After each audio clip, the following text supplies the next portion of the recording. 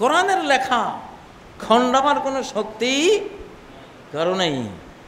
একটা আয়াত 2021 থেকে সামনের গোটা ইতিহাস তুলে ধরছে, একটা আয়াত। 2021 থেকে সামনের দিকে পাপাচারীরা কিভাবে মরবে, কিভাবে ধ্বংস হবে, যদি দেখতে চাও তাহলে ফেরাউনের ইতিহাস পড়ে দেখে নাও। ইতিহাস কথা বলে, আর তারিখ ইউরিদু নাফসা, ইতিহাস বারবার ফিরে আসে। সম্মানিত মুসল্লিয়ানে কেরাম, আজকে আমার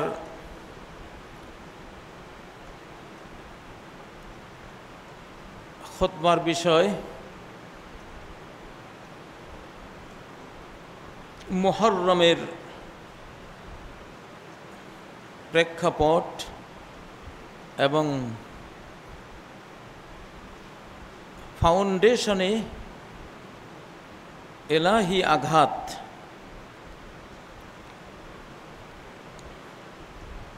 আমরা মুহররম মাস পার করে চলেছি, আশুরার সিয়াম আমরা পালন করেছি।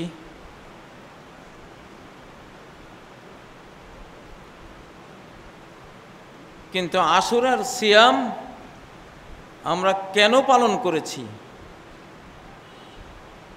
এই ইতিহাসটা, এই চেতনাটা, এই বিশ্বাস এবং এর যে ভবিষ্যৎ স্বপ্ন অভিলাষ, এই উম্মার বিশ্বব্যাপী বিজয় এবং অবিশ্বাসীদের বিশ্বব্যাপী পরাজয়ের যে বীজ এই মুহররম এবং আশুরার মধ্যে নিহিত আছে,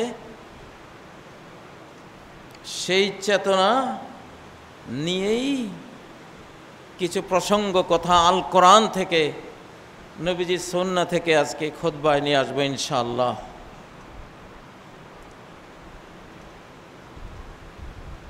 কোরআনে অত্যন্ত বিস্ময়কর তিনটি আয়াত সূরা যুখরুফের মধ্যে আছে, যে তিনটি আয়াত বুঝলে মুহররমের পুরো প্রেক্ষাপট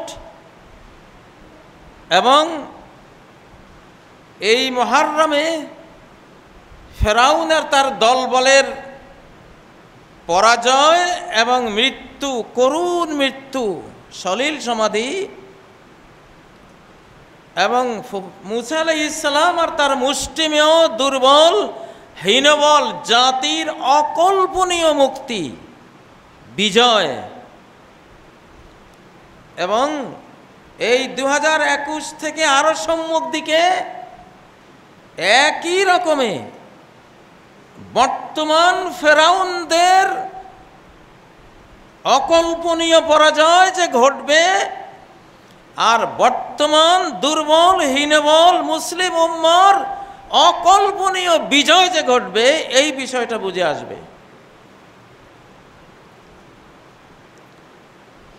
আমি আয়াত তিনটা পড়ছি, আপনারা বাড়িতে গিয়ে এই তিনটে আয়াত ভালো করে নিজের ব্রেন দিয়ে স্টাডি করবেন, বুঝবেন। সূরা আয-যুখরুফ 54 থেকে 56 নম্বর আয়াত। ফাস্তাখাফা কওমাহু ফাআতাউহু, ফাস্তাখাফা কওমা, ফেরাউন আল্লাহদ্রোহিতা আর পাপাচার, জুলুম অত্যাচার ছড়াচ্ছে, তার জাতি নীরব দর্শক। ফেরাউনের অত্যাচারের ভয়ে, শক্তিমত্তার ভয়ে কেউই কিছু বলছে না, সবাই হাততালি দেয় তার সকল কাজে। কেউ বা প্রাণ হারাবার ভয়ে, কেউ বা কিছু পাওয়ার লোভে। আমাদের পৃথিবীটা এখন একটা গ্রাম, ছোট্ট গ্রাম। এই গ্রাম এখন বিশ্বের যারা মুরব্বী আছে তারা চালায়। দেশে দেশে সরকার আছে, তাদের এককভাবে কিছু করার ক্ষমতা নাই। বিশ্ব মোড়লরা, মুরব্বীরা, বিশ্ব ফেরাউনরা যা বলে দেয় দেশে দেশে তা করতে বাধ্য।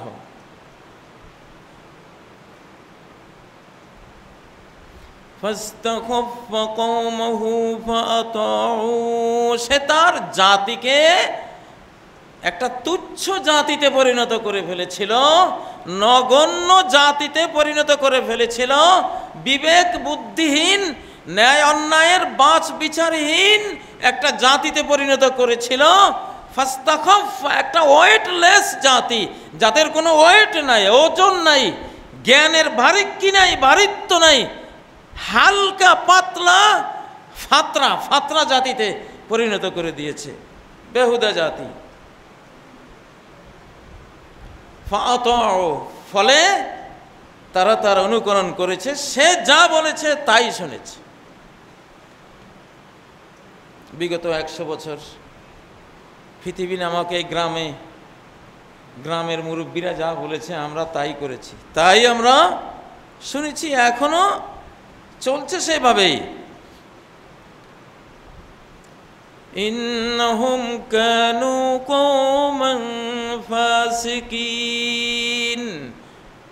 ফেরাউন, তার দলবল, তার জাতি সবাই ছিল ফাসিক, পাপাচারী।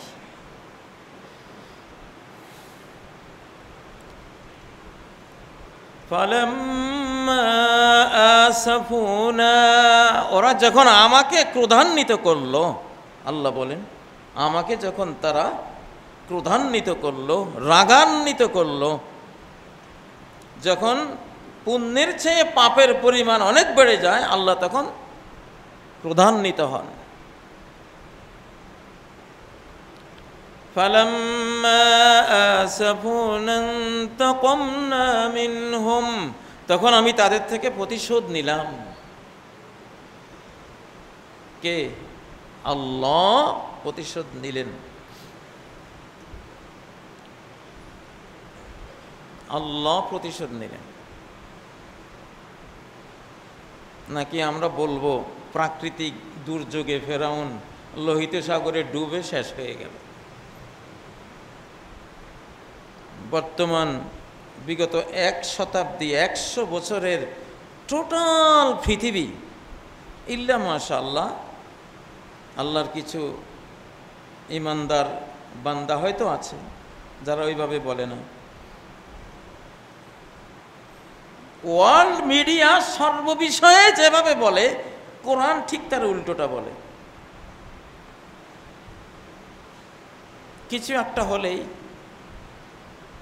নিম্নচাপ দেখা দিয়েছে, নিম্নচাপের ফলে সৃষ্ট ঘূর্ণিঝড় 100 কিলোমিটার বেগে ধেয়ে আসতেছে। কোরআন এইভাবে বলে না। আল্লাহ বলেন ওয়াহুয়াল্লাযী আরসালার রিয়াহা বুশরা, আল্লাহই সেই মহান সত্তা যিনি বায়ু বাতাসকে বৃষ্টির সুসংবাদ স্বরূপ তিনি প্রেরণ করেন। এখনকার ওয়ার্ল্ড মিডিয়া বলবে বৃষ্টির সম্ভাবনাময় বাতাস বয়ে যাচ্ছে, আবহাওয়ার পূর্বাভাসে বোঝা যাচ্ছে বৃষ্টি হবে। আল্লাহ নাই, এখনকার মিডিয়ায় আল্লাহ নাই, আপনাদের কাছেও নাই। ওয়াহুয়াল্লাযী ইউনাজ্জিলুল গায়সা মিন বা'দি মা ক্বানাতু, তিনি তো সেই আল্লাহ যিনি ফল ফসলের শক্তিবর্ধক জীবনদায়ক বৃষ্টি বর্ষণ করেন বান্দারা যখন বৃষ্টি থেকে নিরাশ হয়ে গেছে তারপরে তিনি। আর আমরা বলবো কি,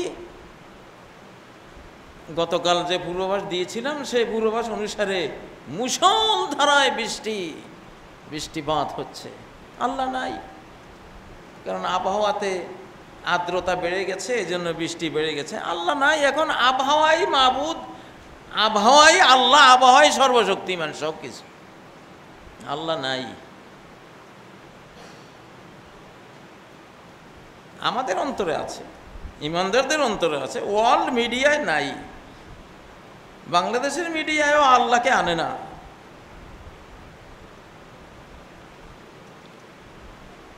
এখানে সিডর, আইলা, নার্গিস, এটা সেটা, ক্যালিফোর্নিয়ায় আরও কত হ্যারিকেন জ্বর, টাইফুন, চীনে, তারপরে অস্ট্রেলিয়ায়, সারা ওয়ার্ল্ডে হচ্ছে। সবাই একই কথা বলে, এত মাইল ব্যাগে, এত 100 কিলোমিটার ব্যাগে সুপার হ্যারিকেন নাকি সুপার টাইফুন না জানি কি আসতেছে।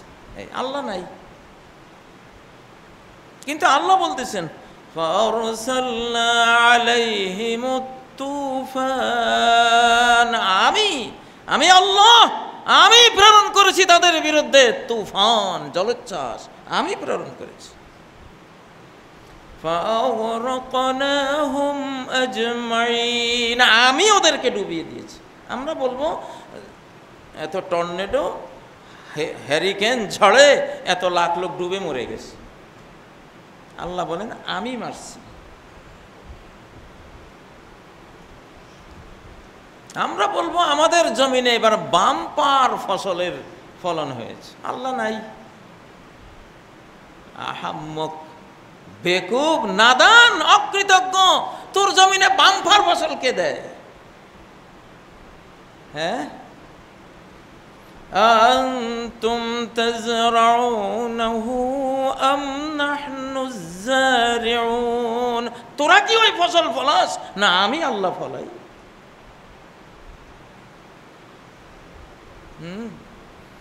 ছেলে মেয়ে হয়েছে, হুজুর আমার একটা ছেলে হয়েছে, হুজুর কি খুশি, একটা মেয়ে আছে, 20 বছর পরে একটা ছেলে হয়েছে, অনেক ওষুধ খাওয়াইছি হাসপাতালে, ডাক্তার সাহেব বেশ ভালো, তো ডাক্তার এনে দিয়েছে, এটা ডাক্তারে বানাইছে। ওই ডাক্তারকে বানাইছে কে? হ্যাঁ, আদমকে বানাইছে কে? ডাক্তারের বাবা, তার বাবা, তার বাবা, হইতে হইতে হইতে আদম পর্যন্ত, ওই আদমকে বানাইছে কে? তোমরা যেভাবে বলো আল্লাহ সেভাবে বলে না। ইয়াহাবু লিমান ইয়াশাউ ইনাসা, তিনি যাকে চান তিনি গিফট করেন কন্যা সন্তান। ওয়া ইয়াহাবু লিমান ইয়াশাউ যুকুর, যাকে চান তিনি ছেলে সন্তান দান করেন। তিনি সব জায়গায় আল্লাহ আল্লাহ আল্লাহ, আল্লাহই আল্লাহ, এবং এটাই বাস্তব, এটাই তো সত্য।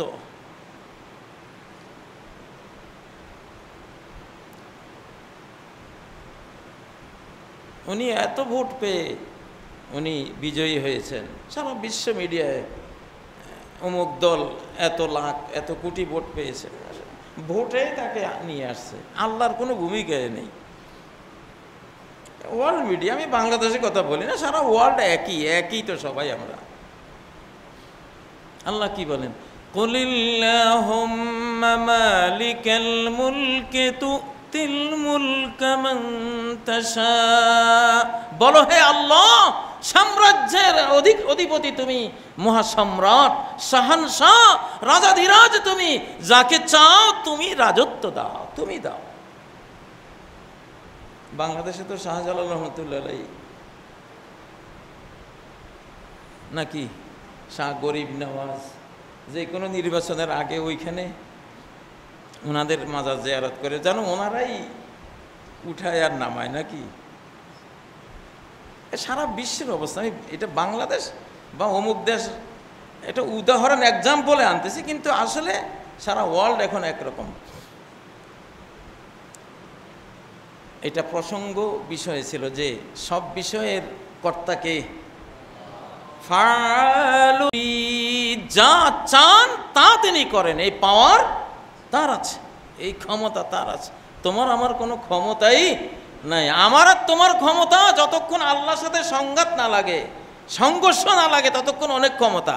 যেই আল্লাহর সাথে সংঘর্ষ লাগে তুমি জিরুও না, কিছুই না, কোনো ক্ষমতাই নেই। এখন মুহররমের এই প্রেক্ষাপটে তৎকালীন বিশ্ব শক্তি ফেরাউন আর হীনবল দুর্বল মুসলিম উম্মাহ মুসা আলাইহিস সালামের জাতি। তো ফেরাউন সম্পর্কে আল্লাহ বলেছেন, আমি সূরা যুখরুফের প্রসঙ্গ নিয়ে কথা বলছিলাম, 54, 55, 56 নম্বর আয়াত, যে ওরা যখন আমাকে ক্রোধান্বিত করলো আমি ওদের থেকে প্রতিশোধ নিলাম, আমি ডুবিয়ে দিলাম, আমি ডুবিয়ে দিলাম। দেখো বাবারা, ভুল করো না, জীবনেও কইও না যে লোহিত সাগরে ফেরাউন প্রাকৃতিক দুর্যোগে ডুবে গেছে, তাহলে আল্লাহ তোমার সর্বনাশ করে দেবে। প্রাকৃতিক দুর্যোগ, প্রকৃতি তো তার গোলাম, মহাবিশ্ব পুরাই সব আল্লাহ সৈনিক, লোহিত সাগরও আল্লাহ সৈনিক। সৈনিক না হলে মুসাকে কিভাবে চিনল, ফেরাউনকে কিভাবে পার্থক্য করলো? আগুনও আল্লাহ সৈনিক, না হলে ইব্রাহিমকে কিভাবে চিনল? মাটিও আল্লাহ সৈনিক, না হলে কারুনকে কিভাবে চিনল? বাতাসও আল্লাহ সৈনিক, না হলে হুদ আলাইহিস সালামকে কিভাবে চিনল? তার আদ জাতিকে 80 হাত বালির নিচে দাফন করে দিল, আর হুদ আলাইহিস সালামের দুর্বল ইমানদারদের বাইরের পাশে দিয়ে যেতে একেবারে মৃদু সমীরণ হয়ে পার হয়ে গেল। কেমনে চিনল? মহাবিশ্বের সব কিছু কার সৈনিক? ওয়ালিল্লাহি জুনুদুস সামাওয়াতি ওয়াল আরদ, আসমান জমিনের কুল সৃষ্টি জগৎ আল্লাহর সৈনিক। একটা কমান্ড শুধু দেবে, তারা ক্রিয়াশীল হয়ে যাবে। তা আমি প্রতিশোধ নিলাম, ডুবিয়ে দিলাম, আমি ডুবিয়ে দিয়েছি।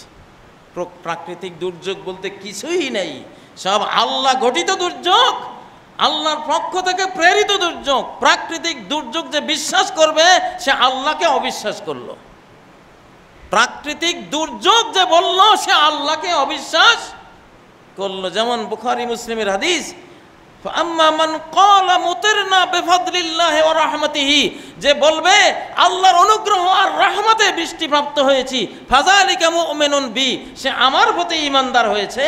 ও মুমিনুন বিল কাওকাব, আর নক্ষত্র গ্রহ তারা প্রকৃতির সাথে কুফরি করেছে, সে আমাকে বিশ্বাস করেছে, প্রকৃত স্রষ্টা যে আমি। ও আম্মা মান ক্বালা মুতিরনা বিনাউইন কাযা ওয়া কাযা, যে বলবে অমুক গ্রহ তারার উত্থান পতনে, আগমন প্রস্থানের কারণে, প্রাকৃতিক এই কারণে বৃষ্টি হয়েছে, ফাযালিকা কাফিরুন বি, সে আমার সাথে কুফরি করলো আর নক্ষত্র বা প্রকৃতিকে কি করলো? বিশ্বাস করলো। একজন মুমিন কখনো বলবে না এটা কি প্রাকৃতিক দুর্যোগ। ফেরাউন প্রাকৃতিক দুর্যোগে মারা যায়নি, কিন্তু ফেরাউনের বেঈমান জাতির অবশিষ্টরা ওরা বলছিল যে আমাদের রাজা সাগরে পার হতে গিয়ে এক সাগর দুর্যোগে, প্রাকৃতিক দুর্যোগে শেষ হয়ে গেছে। ওরা তাই বলেছিল। আল্লাহ বলেন আমি ডুবিয়ে দিয়েছি। ফাজআলনাহুম সালাফাও ওয়া মাসালাল লিল আখিরিন। এই আয়াতটার উপরে একটা বিশাল বই লেখা যেতে পারে। এই আয়াতটার উপরে একটা বিরাট ইতিহাস লেখা যেতে পারে। 56 নম্বর আয়াত, সূরা যুখরুফ। ফাজআলনাহুম সালাফান ওয়া মাসালাল লিল আখিরিন, আমি শেষ যুগের মানুষগুলির জন্য, অবিশ্বাসীগুলির জন্য, নাস্তিকগুলির জন্য, পাপাচারীদের জন্য 2021, 22, 23, 24 আরো সামনে এগিয়ে যান, এই শেষ জমানার আল্লাহদ্রোহীদের জন্য, শেষ জমানার নাস্তিকদের জন্য, শেষ জমানার জালিম বেঈমান পাপাচারীদের জন্য আমি ফেরাউন আর তার দলবলকে বানিয়েছি সালাফান ও মাসালান। সালাফ এদের অগ্রজ, এদের অগ্রবর্তী ধ্বংসপ্রাপ্ত বেঈমান। ওরা যেই কারণে ধ্বংস হয়েছে সেই কারণ শেষের বেঈমানদের মধ্যেও পাওয়া যাবে, এবং যেই কারণে ওরা ডুবেছে, ধ্বংস হয়েছে, সেই কারণে শেষ জমানার বেঈমান নাস্তিক পাপাচারীরাও ধ্বংস হবে। কোরআনের লেখা, খণ্ডাবার কোনো শক্তি কারণেই। একটা আয়াত 2021 থেকে সামনের গোটা ইতিহাস তুলে ধরছে একটা আয়াত, ফাজআলনাহুম সালাফাও ওয়া মাসালাল লিল আখিরিন। তোমাদের সালাফ, সালাফ সালাফ মানে অগ্রজ, পূর্ববর্তীরা, পূর্বসরীরা পৃথিবীতে এসে ওই পূর্বসূরি ফেরাউন নিজে আইন দিয়েছে, পৃথিবীতে নিজে ছিল না, এসে বলে যে আমি এটার মালিক, আনা রব্বুকুমুল আ'লা, আমি তোমাদের বড় রব, বড় মাবুদ, আমার আইন মতে চলতে হবে। তো 2021, 22, 23, 24 সামনের দিকের বিশ্ব শক্তিরা যদি ফেরাউনের সেই স্বভাব চরিত্র, কর্মচরিত্র, সেই জুলুম অত্যাচার, সেই পাপাচার, সেই অহংকার তোমাদেরকে পেয়ে বসে, তাহলে আমি সূরা যুখরুফের 56 নম্বর আয়াত তোমাদেরকে উপহার দিলাম আজকে, অপেক্ষায় থাকো। শুরু হয়েছে তো ধরা ইনশাআল্লাহ। সূরা যুখরুফের 56 নম্বর আয়াতের সিনারিও, দৃশ্যপটে আসা শুরু হয়েছে তো ইনশাআল্লাহ।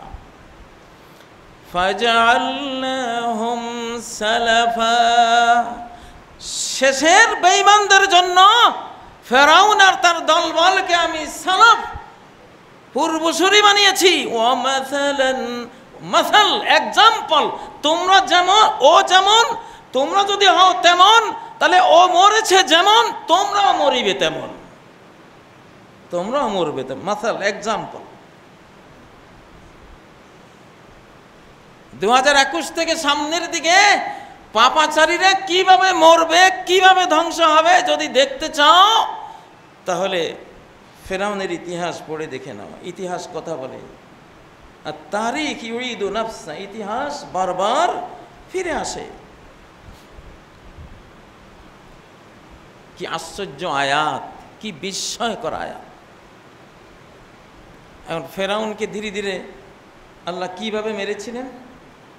দরবাতুল কওয়াইদ, সব জাতিকে আল্লাহ মারার আগে তার ফাউন্ডেশনে আঘাত করেন, ছাদে না, তার ভিত্তিমূলে আঘাতটা করেন। এই ভিত্তিমূলে যে আঘাত করেন, এইটা বুঝার জন্য সূরা নাহলের 26 নম্বর আয়াতটা নেন। قد مكر الذين من قبلهم, এদের আগের পাপাচারী অবিশ্বাসীরাও আল্লাহর বিরুদ্ধে, আল্লাহর দ্বীনের বিরুদ্ধে ষড়যন্ত্র করেছিল, হাজারো ষড়যন্ত্রের জাল বিস্তার করেছিল। ফাআতাল্লাহু বুনিয়ানাহুম মিনাল কওয়াইদ, আল্লাহ তাদের বিল্ডিংয়ে আঘাত করেছে ফাউন্ডেশনের দিক থেকে, উপরের দিক থেকে না। ছাদে হাতুড়া দিয়ে পিটালে শুধু ছাদে ভাঙে, গোটা বিল্ডিং ভাঙে না। ফাউন্ডেশনে মারলে গোটা বিল্ডিং ধসে পড়ে। ভূমিকম্প তো ওই কাজটাই করে, ঢেউয়ের মতো তরঙ্গ দিয়ে ফাউন্ডেশনে আঘাত করে, গোটা বিল্ডিং বসে যায়। বুলডোজার দিয়ে নিচতলায় যখন ধাক্কা মারে, গোটা বিল্ডিং মড়মড় করে বসে যায়। এখন আপনার আমার ফাউন্ডেশন কি? ফেরাউনদের ফাউন্ডেশন কি? জীবনের ফাউন্ডেশন কি? তাদের সভ্যতা সংস্কৃতির ফাউন্ডেশন কি? তাদের রাষ্ট্রশক্তির ফাউন্ডেশন কি? তাদের সমর শক্তির ফাউন্ডেশন কি? তাদের বিশ্ব পাপাচারের ফাউন্ডেশনটা কি? আল্লাহ জানেন না কি জানেন না? আল্লাহ বলেন, আমি কিন্তু এই আগার মধ্যে আঘাত করব না, ছাদে আমি হাতুড়া মারবো না, হাতুড়া মারবো তোমার জীবনের ভিত্তিমূলে, ফাউন্ডেশনের মূলে আঘাতটা করব। ফাতাল্লাহু বুনিয়ানাহুম মিনাল কওয়াইদ, কওয়াইদ মানে ফাউন্ডেশন। ফাখররা আলাইহিমুস সাকফ, ছাদ উপর থেকে তাদের উপরে ধসে পড়ে গেছে। ফাউন্ডেশনে আঘাত খেয়ে ফাউন্ডেশন ভেঙে গেছে, ছাদ পড়ে, ছাদসহ পড়ে শেষ। ওয়াতাহুমুল আযাবু মিন হাইসু লা ইয়াশউরুন, আযাব আসছে এমন দিক থেকে কল্পনা করতে পারে না যে এই দিক থেকে আযাব আসবে।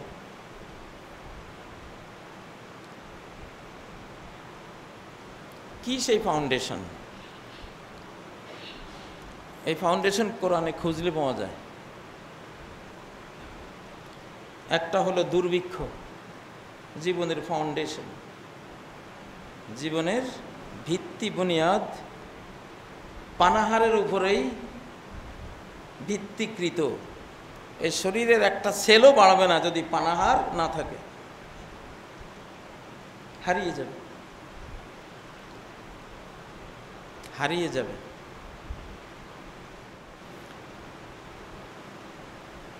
সামনে দরবাতুল কাওয়াইদ, স্বাস্থ্যের ফাউন্ডেশনে আল্লাহ আঘাত করেছেন। এখন ঘর বসা, নড়াচড়াই করতে পারে না, অর্থনীতির উন্নতি করবে কোত্থেকে? হেদায়েত না হলে, আল্লাহর পথে ফিরে না আসলে আরো বড়টা আসবে ইনশাআল্লাহ, আরো বড়টা আল্লাহ আনবেন। সম্মানিত মুসল্লিয়ানে কেরাম, সূরা যুখরুফের ৫৬ নম্বর আয়াত বর্তমান বিশ্বের ফুল সিনারিও ধারণ করতেছে। একটু গবেষণা করলেই বেরিয়ে আসবে। আশুরার রোজা কেন রাখতেন নবীজি? কেন? যে মুসা আলাইহিস সালাম যেভাবে বেঁচে গিয়েছিলেন, ভীষণ নির্যাতনের পর নির্যাতন শেষে বেঁচে গিয়েছিলেন, আমার উম্মত শেষ জামানায় ওইভাবে বেঁচে যাবে। উম্মত ১৪৫০ বছর পরে বাঁচবে, এরও কয় হাজার বছর আগে মুসা আলাইহিস সালাম বেঁচে ছিল তার মতো। এই জন্য নবীজি এই উম্মতের জন্য ১৪০০ বছর আগে থেকেই শুকরানার রোজা প্রবর্তন করে দিয়েছেন। আসলে সিয়ামের মূল মর্ম এখানে, যে মেসেজ, যে আমার উম্মত ভয় পেও না, মুসা আলাইহিস সালাম যেভাবে বেঁচে গিয়েছিলেন তোমরাও সেইভাবে বেঁচে যাবে। রোজাটা এই জন্য রেখে দিলাম, শুকরিয়া। শুকরিয়া। ইতিহাস, আশুরা রোজা এমনি রাখি না, আগামী বিজয়ের আশায় রাখি।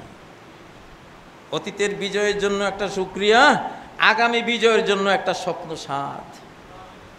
ওইটা আসতেছে, আসা শুরু হয়েছে, আসবেই।